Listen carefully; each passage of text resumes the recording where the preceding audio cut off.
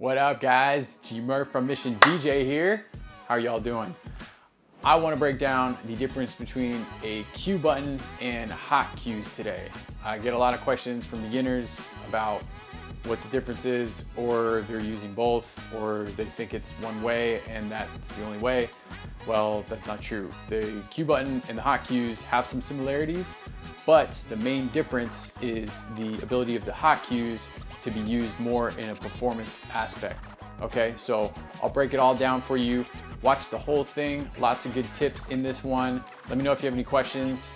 Also, like, share, support, follow, do what you gotta do to help me, help you, and Mission DJ. Support the cause, trying to make y'all better DJs, including myself. So let's get to it, happy spinning. Okay guys, I'm gonna break down the cue button versus the hot cues today. And first and foremost, the cue buttons originated off the CDJs. This is obviously a controller, but they came from the CDJs, and this is what this is the same layout they have on the CDJs too. And it was basically, the purpose of them was to give the DJ an ability to bring in the track. So there's the play pause button and the cue button. You could hit play or pause, sure, but the beauty of the cue button was that you could go to the rhythm of the track already playing and really hone in your timing so that play was on point as possible. So it kind of sounds like this.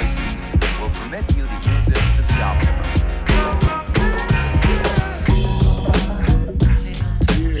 As opposed to just pressing play and hoping for the best. So as I've said before, timing is everything. So bringing in the beat by cueing it in is your best way of getting the best match of your beats right off the bat, so you have to do less adjusting, okay? So that's where the cue button came from, and that's its basic purpose, is to bring in the track. You can set a cue point really wherever you want with this cue button. If the track is paused as it is now, you can move that cue button here if you wanted to, and there's that white cue, and then once you press play, then you hit that cue again, it's going to go right back to that, but it's not going to play it. So you got to be careful with that. So this is just, can be used as a marker if you wanted to, a white marker in your song to let you know that that's a significant part of the song.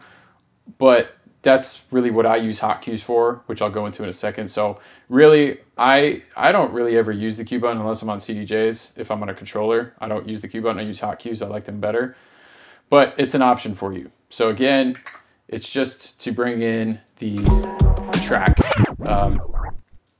like so. So I'm going to pause this and then hit the cue there, and then I can bring it in. 2, 3, 4. Okay, so moving on to hot cues. Hot cues are more for live performance. Okay, so you can do the same thing that you would do to bring in the track with a hot cue if you wanted to. So if we go back to the beginning of the track, I'm hitting Shift Cue, goes back to the beginning, little trick there for you. And then I hit my performance pad 1 here, and then you can see, let's see if I move this cue point here, you can see the red is now there and my hot cue is ready.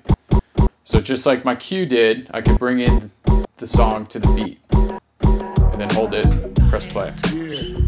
Now the difference is I could go back to this cue point now that it's playing, and it would continue to play.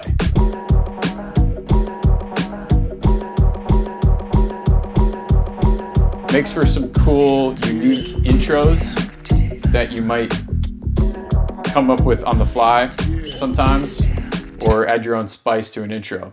So if it's paused, I can go right back to that cue point and maybe put another cue point on this beat. And let's see, right here maybe, where it says yeah. So if I'm bringing in this track, I could kind of get creative with it.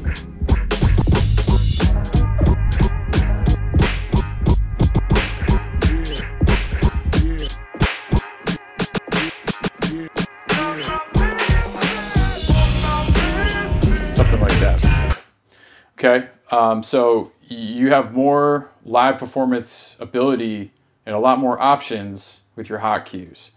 So you can use it in that method, but most basically what I do is I'll have 2 cue points. I'll have one where I start and then one where I'm going to mix out. So say my mix out point is all the way over here, right here. That's where I'm going to put my next cue point. And I'm not going to touch this cue point while it's playing because it's simply a marker at this point. Okay? So I'm going to wait for this song to play out, and then I'm just going to wait for that point, and that's just a signal to tell me to start bringing in the next track. Right? So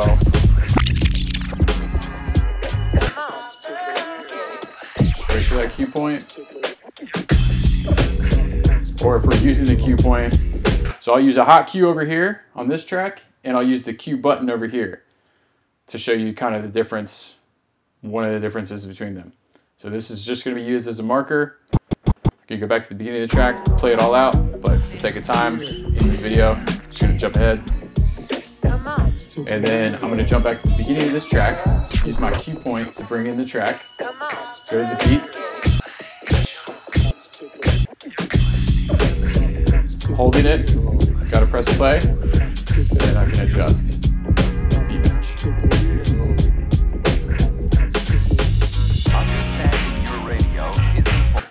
So again, to recap, guys, the cue button, I mainly use it for bringing in a track, but mostly on CDJs. On controllers, I would highly suggest you use hot cues because it does the same thing, and you have more options and flexibility with using it as a live performance tool where you don't with the cue point. Because with the cue point, again, you're kind of stuck with just bringing in the track or using it as a marker. You can't do fun things when it's set because it just stops, right? Even if I hold it while it's playing, it still doesn't do anything, right? As I could with a hot cue.